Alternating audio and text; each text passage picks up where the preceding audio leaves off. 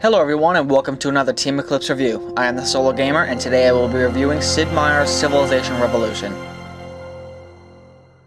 Sid Meier's Civilization games are at the top of the turn-based strategy genre and continue to prove its power.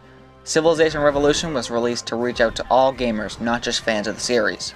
This is the first Civilization game to be brought to the 7th generation consoles.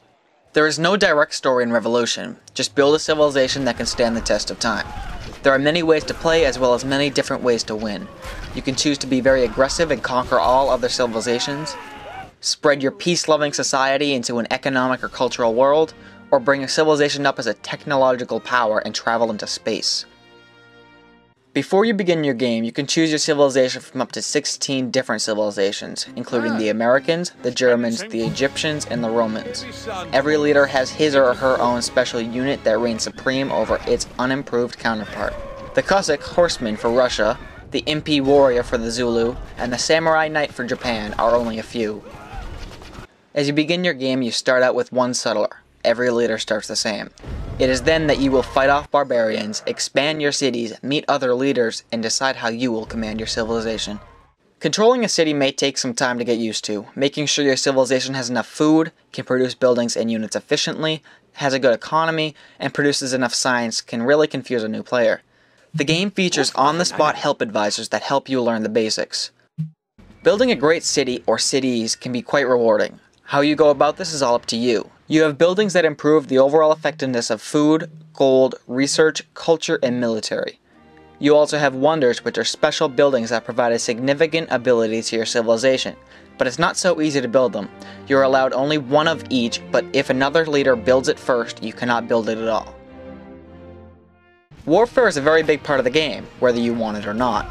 Warriors, archers, horsemen, infantry, tanks, battleships, and artillery are at your disposal as you research the required technologies.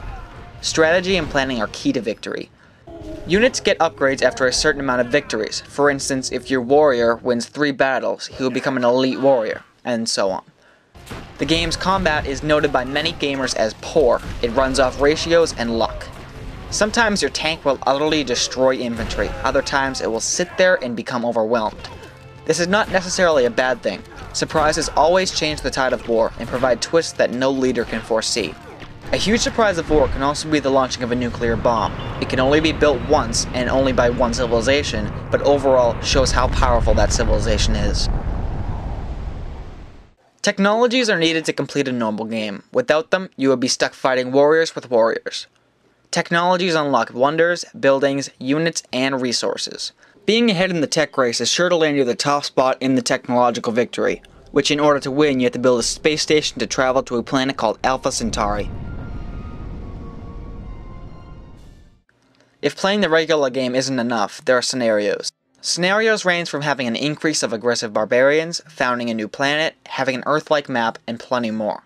In scenarios, you might not be able to win in certain ways. For instance, in Apocalypse, you must destroy every other civilization to win the scenario.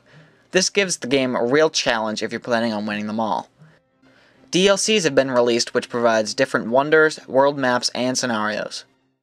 Surprisingly, this game has multiplayer. Up to 4 players can play ranked or matchmaking games that support free-for-all, one-on-one, and 2-on-2 team modes. Split screen is obviously not supported because playing with screen peekers might not be the best game.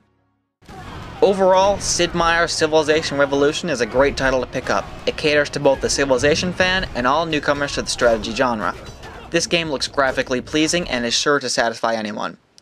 Civilization Revolution is available on the Xbox 360, PlayStation 3, the Nintendo DS, iPhone and iPod, and the recently announced iPad edition. It's rating time. I give it a 4.8 for being a great strategy game with an amazing concept. The overall rating of Sid Meier's Civilization Revolution is 4.8 Steves out of 5.